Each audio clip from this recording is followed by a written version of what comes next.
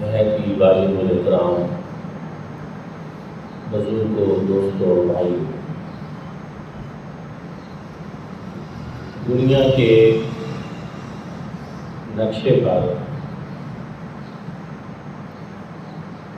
دو ملک ایسے ہیں جن کا وجود نظریاتی بنیادوں پر قائم ہوا۔ ایک 1947 میں وطن عزیز پاکستان ہے، اور پھر اس کے ایک سال بعد 1948 میں اسرائیل ہے۔ یہ دونوں ملک جو ہیں یہ نظریے کی بنیاد پر وجود میں آئے۔ پاکستان کی بنیاد میں کون سا نظریہ کار فرما تھا؟ تو وہ یہی تھا کہ پاکستان کا مطلب کیا؟ لا الہ الا اللہ۔ دستور ریاست کیا ہوگا؟ محمد رسول اللہ صلی اللہ علیہ وسلم۔ یہی وجہ ہے کہ جب آبائے قوم سے ایک صحابی نے سوال کیا کہ کیا آپ کو اتنا یقین ہے کہ پاکستان بنے گا، تو انہوں نے جواباً ارشاد فرمایا تھا کہ پاکستان تو اسی دن بن گیا تھا جب برِ صغیر میں پہلا شخص مسلمان تھا۔ پاکستان کا جو وجود ہے، جو اس کا قیام ہے، اس میں پہلی اور بنیادی چیز کہ صوفیاء کرام نے یہاں لوگوں کو اسلام پہنچایا اور تبلیغ کی اور لوگوں کو اسلام کی دعوت دی، اپنے کردار سے، اپنے عمل سے اور اپنے اخلاق سے۔ اس کے نتیجے میں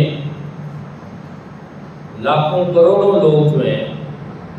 ان کو راہ ہدایت نصیب ہوئی، اور اللہ رب العزت نے ان کو کفر، شرک اور گمراہی سے نکال کر اسلام کی روشنی عطا فرمائی، اور حضور نبی کریم صلی اللہ علیہ وآلہ وسلم کی غلامی کا ان کو شرف نصیب ہوا۔ آپ دیکھ سکتے ہیں کہ جب داتا صاحب نے لاہور میں ڈیرا لگایا تو اس وقت وہاں کی صورتحال کیا تھی؟ جب حضرت خواجہ خواجگاں حضرت خواجہ معین الدین چشتی اجمیری اجمیر شریف میں تشریف لے گئے تو وہاں کیا صورتحال تھی؟ جب بابا فرید الدین مسعود گنج شکر آپ پاک پتن شریف میں تشریف فرما ہوئے تو وہاں اس کی کیا صورتحال تھی؟ ارد گرد سارے لوگ جو ہیں وہ کفر اور شرک میں مبتلا تھے، لیکن اللہ کے ان محبوب اور مقبول بندوں نے اپنی دعوت، تبلیغ، اخلاق، کردار اور حسن عمل سے لوگوں کو بہت متاثر کیا۔ اور مسلمان مجاہدین سے بھی زیادہ برِ صغیر میں اگر آپ دیکھیں تو وہ صوفیاء کا کردار نظر آتا ہے۔ یہاں جب بھی کوئی شخص مسلمان ہو جاتا تھا تو آپ سمجھیں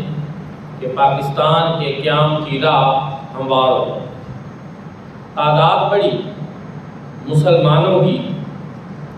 اور پھر یہاں اس خطے پر تقریباً سینکڑوں سال مسلمانوں کی حکومت بھی رہی، برسر اقتدار رہے، اور اس کے بعد انگریز کے آنے سے یہاں انگریز کی حکومت آئی اور ہندوؤں کو پھر ایک موقع ملا مسلمانوں کے خلاف اٹھنے کا، سازشیں کرنے کا، اس کے نتیجے میں جو حالات پیدا ہوئے اور جو ہندو مسلم دو قومیں جو یہاں تھیں ان کا آپس میں جو ایک طرز عمل تھا، رہن سہن تھا، معاملات تھے، ہر آنے والے دن کا یہ تقاضا تھا کہ مسلمانوں کے لیے ایک الگ وطن ہونا ضروری۔ آپ سب جانتے ہیں کہ بابائے قوم قائد اعظم محمد علی جناح پہلے ہندو مسلم اتحاد کے داعی تھے، اور اس وقت ان کے پیش نظر انگریز سے نجات تھی، لیکن جب کچھ عرصہ وہ ہندوؤں کے ساتھ چلے، میٹنگز ہوئیں، اجلاس ہوئے، اٹھنا بیٹھنا ہوا، تو اللہ رب العزت نے ان پہ یہ راز منکشف کر دیا کہ ہندو مسلمانوں کا خیر خواہ نہیں ہو سکتا، اور کبھی بھی مسلمانوں کو ہندوؤں کے ساتھ رہتے ہوئے امن اور چین نصیب نہیں ہو سکتا۔ اس کی بہت ساری وجوہات ہیں، ہماری پرانی تاریخ ہے، ہمارے جتنے مسلم حکمران تھے، مجاہدین تھے، ان کی ہندوؤں سے جنگیں ہوئی۔ سلطان محمود غزنوی نے ہندوؤں سے سومنات لیا۔ ہمارے جتنے مسلمان فاتحین تھے وہ سارے کے سارے ہندوؤں سے یہاں برسر پیکار ہوئے تھے۔ تو یہ ایک ایسا تاریخ بھی ایسی تھی، حالات بھی ایسے تھے۔ ہم گائے کا گوشت کھاتے ہیں، وہ گائے کی پوجا کرتے ہیں، وہ اس کے پیشاب کو پیتے ہیں، ہم اس کو نجس سمجھتے ہیں، اور بہت ساری چیزیں۔ وہ بتوں کی پوجا کرتے ہیں، ہم خدا واحد کی پوجا کرتے ہیں، ہم اپنے اللہ رب العزت کے حضور پر سجود ہوتے ہیں۔ تو الغرض حالات و واقعات نے قائد اعظم محمد علی جناح کے اوپر بھی یہ بات منکشف کر دی کہ مسلمانوں کا ایک علیحدہ وطن ہونا چاہیے۔ اور پھر آج بعض لوگ بابائے قوم کے حوالے سے وہ ایسے تھے ویسے تھے، زیادہ تفصیل میں نہ بھی جاؤں تو اتنا میں ضرور کہہ سکتا ہوں کہ جن ہمارے اکابرین اور بزرگوں نے اس وقت قائد اعظم محمد علی جناح کا ساتھ دیا، ان کو اگر آپ چیک کریں کہ وہ کس پائے کے عالم تھے، زہد و تقویٰ کی کس مقام پہ تھے، اور کس طرح کی ان کی شخصیت تھی، کہ کیا وہ کسی بد عمل بد عقیدہ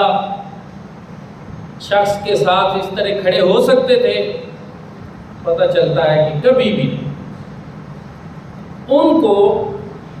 مکمل شرح صدر نصیب ہوا، ان بزرگوں کو، اکابرین کو، اور وہ کوئی ایک آدھ بزرگ نہیں، ایک آدھ خانقاہ نہیں، ایک آدھ مدرسہ نہیں۔ اگر آپ دیکھیں مسلمت اہل سنت کی ساری خانقاہیں، سارے مدارس، سارے بزرگ قائد اعظم محمد علی جناح کا ساتھ دے رہے ہیں، اور ان کا تقویٰ، ان کا عمل، ان کا کردار وہ اس چیز کا تقاضا کرتا ہے کہ ہمیں یہی حسن ظن ہونا چاہیے کہ وہ سمجھتے تھے کہ پاکستان کا مقدمہ قائد اعظم محمد علی جناح سے بہتر کوئی نہیں لڑ سکتا۔ بابائے قوم ہر لحاظ سے اس کے لیے ایک موزوں اور ایک معقول فرد تھے، اور علامہ اقبال رحمۃ اللہ تعالی علیہ جیسی شخصیت نے ان کو، جبکہ ایک مرتبہ آپ مایوس ہو کر چلے گئے تھے، دوبارہ خط لکھا، ان کو بلایا، اور حضور شیخ الاسلام والمسلمین حضرت خواجہ محمد قمر الدین سیالوی رحمۃ اللہ تعالی علیہ، آپ نے قائد اعظم محمد علی جناح کا ساتھ دیا، اور یہاں اس وقت جو شاہپور ضلع تھا، اس میں سب لوگوں کو معلوم ہے کہ خدر وزارت کا زور تھا، خدر ریاض دیوانہ کا اور یونینسٹ پارٹی کا وہ تھا، تو اس کے سامنے کھڑا ہونا یہ کوئی آسان بات نہیں تھی، یہ کوئی معمولی بات نہیں تھی۔ اس کے پاس جو قوت تھی، جو طاقت تھی، وہ سب کو معلوم ہے، لیکن ہمارے ان بزرگوں نے، مشائخ نے اور اکابر نے کسی چیز کی پرواہ نہیں۔ پیر جماعت علی شاہ صاحب لسانی، مولانا عبدالستار خان صاحب نیازی، مولانا عبدالحامد بدایونی، پیر صاحب بھٹوری شریف، پیر صاحب مانکی شریف، ایک طویل فہرست ہے۔ گاندھی نے بھیرا میں آ کر جلسہ کیا تو اس وقت 1946 میں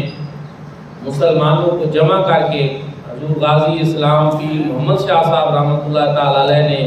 جلسے کا اہتمام کیا،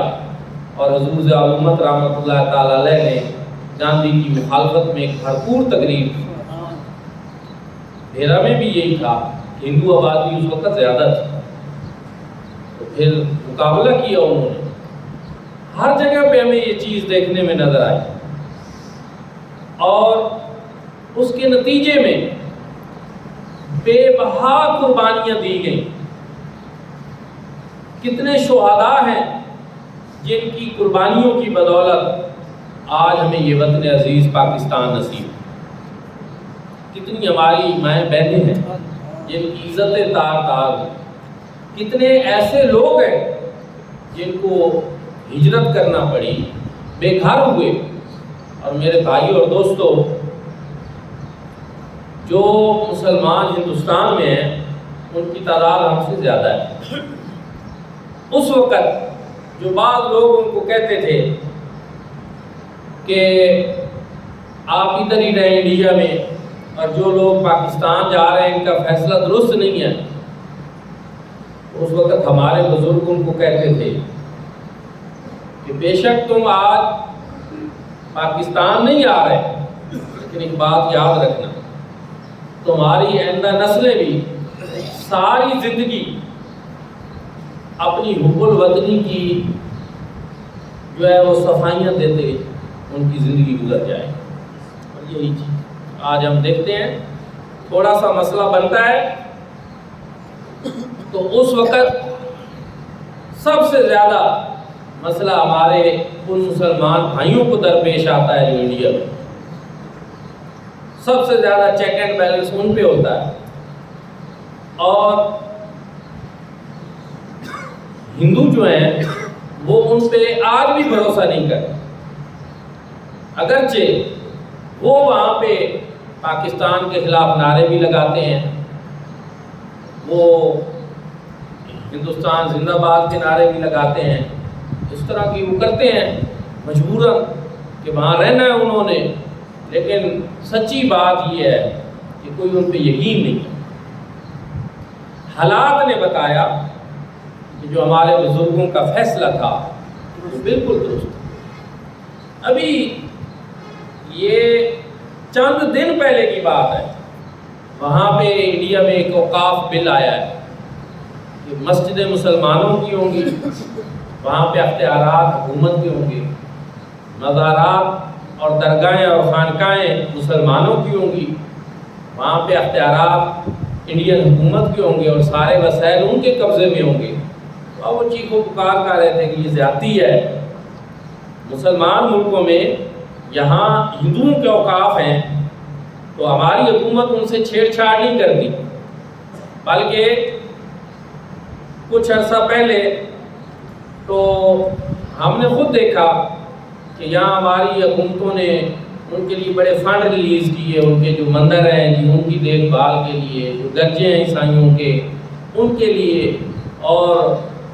بہت زیادہ یہ خیال رکھتے ہیں دباؤ کی وجہ سے، چاہتے نہ چاہتے ہوئے۔ اور جو ہم مسلمان ہیں اس ملک میں، ہمیں اپنی حکومتوں سے اس طرح کا گلہ شکوہ بھی رہتا ہے، یار آپ مسجدوں کے حوالے سے ایسی پالیسی نہیں بناتے، مدارس کے حوالے سے۔ ایک میں بات کر رہا ہوں کہ یہاں اقلیتوں کا بڑا خیال رکھا جاتا ہے، لیکن سرحد کے اس پار آپ دیکھیں وہاں مسلمان اقلیت میں ہیں، لیکن ان پہ ظلم ہوتا ہے، ستم ہوتا ہے، اور کس کو نہیں معلوم کہ یہی مودی جب گجرات کا وزیر اعلیٰ تھا تو اس نے وہاں ٹرین میں کتنے مسلمانوں کو زندہ جلا دیا۔ یہ دہشت گرد مزاج کا آدمی ہے، مسلمانوں کا شروع سے یہ دشمن ہے، اور دوستان ذوالفقار اس سے خیر کی کوئی اس طرح کی توقع نہیں۔ پھر کشمیر کے اندر سالہ سال سے ہم دیکھ رہے ہیں کہ ظلم و ستم کے پہاڑ ڈھائے جاتے ہیں، اور کشمیریوں کا جینا تو بھر ہوا ہے۔ ان کا جرم کیا ہے؟ صرف یہ کہ ایک تو وہ مسلمان ہے، اور دوسرا وہ یہ چاہتے ہیں کہ ہمارا علاقہ پاکستان کے ساتھ، کیونکہ ہمارا جغرافیہ ان سے ملتا ہے۔ انڈیا سے مقبوضہ کشمیر میں داخلے کا ایک راستہ ہے، اور پاکستان کے ساتھ بے شمار راستے ہیں۔ کبھی کبھی وہ کشمیر میں، آزاد کشمیر میں نا، کچھ نوجوان قسم کے لوگ وہ متاثر ہو جاتے تھے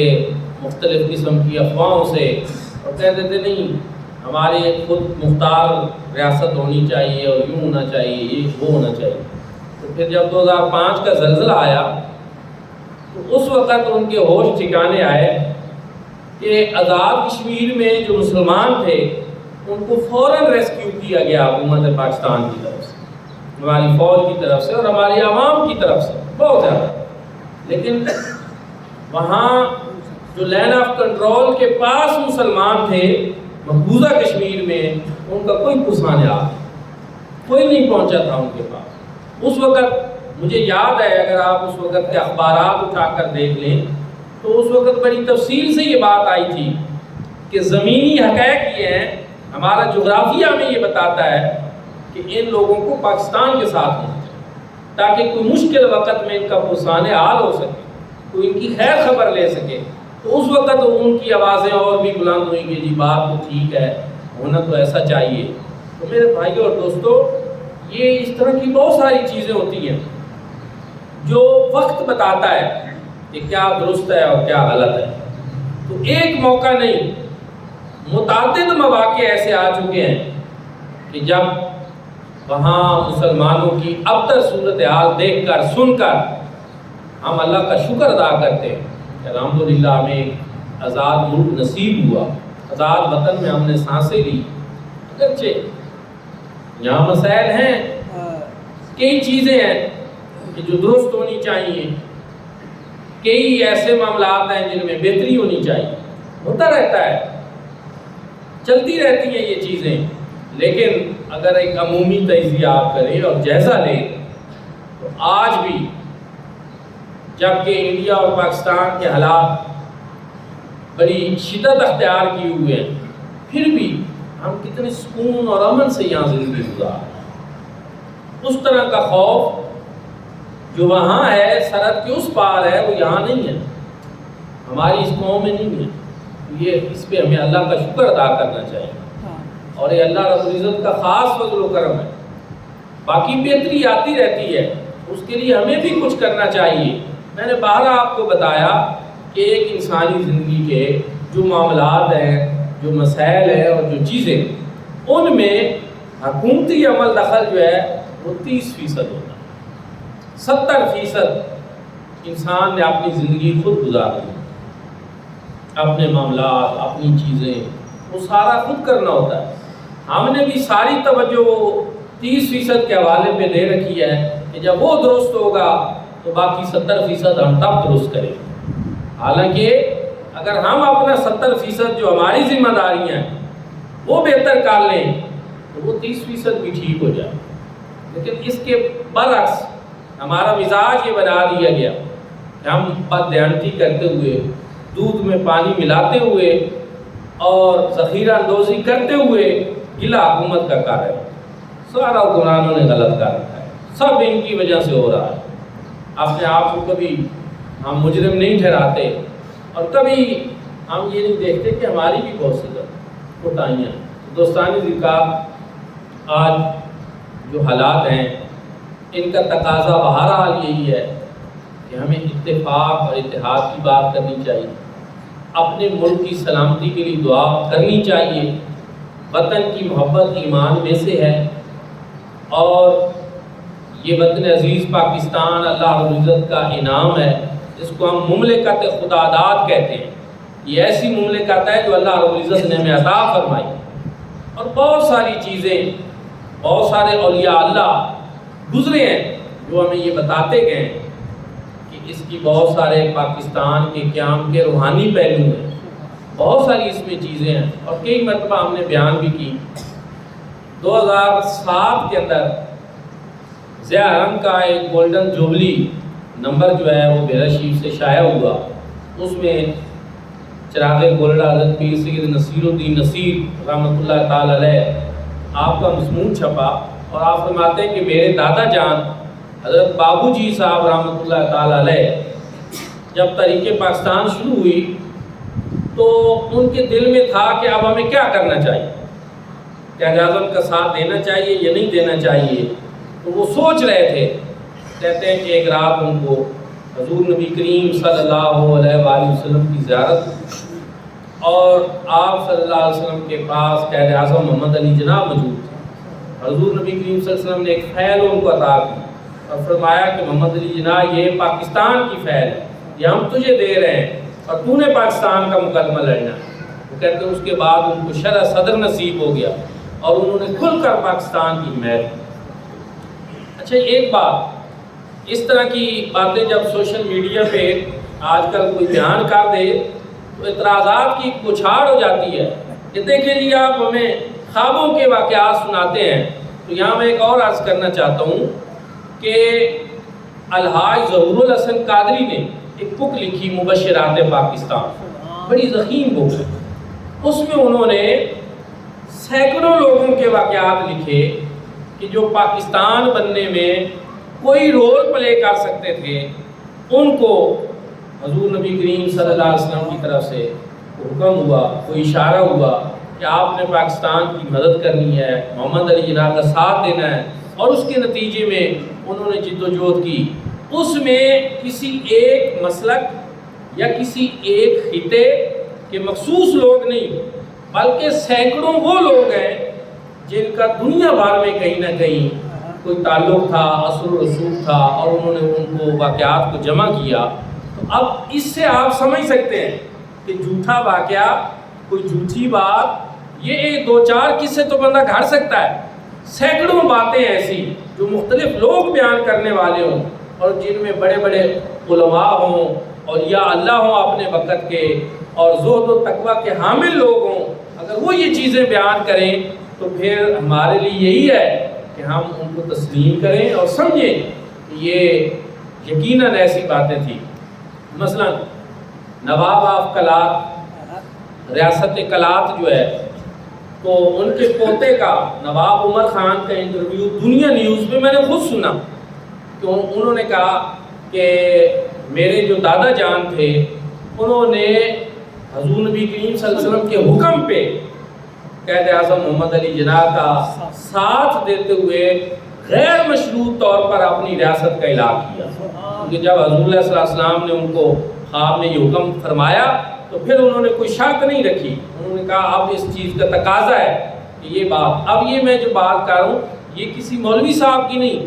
یہ ایک سیاسی اور سماجی شخصیت تھے، وہ نواب تھے اپنی ریاست کے، وہ یہ کہتے ہیں۔ اسی طرح جو دارالعلوم دیوبند کے مولانا شبیر احمد عثمانی تھے، وہ شیخ الحدیث تھے، شیخ القرآن تھے اپنے دارالعلوم کے، تو ان کے دارالعلوم کے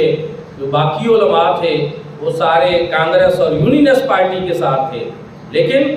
اچانک ایک رات اٹھے اور صبح انہوں نے اعلان کر دیا کہ میں پاکستان کا ساتھ دوں گا اور محمد علی جناح کا ساتھ دوں۔ لوگوں نے کہا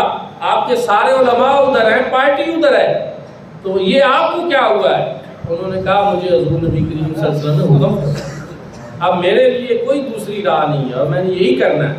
تو میرے بھائیوں اور دوستوں، اس طرح بے شمار ایسی چیزیں ہیں کہ جو ہمیں بتاتی ہیں کہ یہ پاکستان اللہ کا انعام ہے۔ حضور نبی کریم صلی اللہ علیہ وآلہ وسلم کی خاص نگاہ کرم سے اس کا وجود آیا ہے۔ اب اس کی حفاظت کرنا، اس کی خیر خواہی چاہنا، یہ ہمارے ایمان کا تقاضا بھی ہے، ہماری حب الوطنی کا تقاضا بھی ہے۔ اور جبکہ انڈیا جیسا دشمن جو ہمارا شروع سے دشمن ہے، ازلی ابدی دشمن ہے، اور ہم سے پہلے وہ 3 جنگیں کر چکا ہے، 1948 میں کشمیر کے محاذ پہ، پھر 65 میں، 71 میں اس نے ملک کو 2 ٹکڑے کرنے کی کوشش کی۔ تو میرے بھائی اور دوستو، ایسے حالات میں ہمارے سیاسی، مذہبی جو بھی معاملات ہوں، ایک ایسے ناپاک دشمن کے خلاف ہم سب کو متحد ہو جانا چاہیے، ہم سب کو ایک ہو جانا چاہیے، اور ہمیں یہ کہنا چاہیے کہ سدا سلامت پاکستان، تا قیامت پاکستان، اور اللہ رب العزت پاکستان کی بھی حفاظت فرمائے، اور وہ ہماری افواج پاکستان جو اس ملک کی سرحدوں کی رکھوالی کر رہی ہیں، حفاظت کر رہے ہیں، اور اس کے ایک ایک انچ پہ پارا دے رہے ہیں، اللہ رب العزت ان سب کی حفاظت فرمائے۔ اور مشکل کی اس گھڑی میں ہم اپنی فوج کے ساتھ، ہم اپنے ملک کے ساتھ ہیں، اور اس کے استحکام، اس کی بقا کے لیے دعا گو بھی ہیں کہ اللہ رب العزت اس کو ہمیشہ امن و سلامتی کا گہوارہ بنائے۔ آخر دعوانا الحمدللہ۔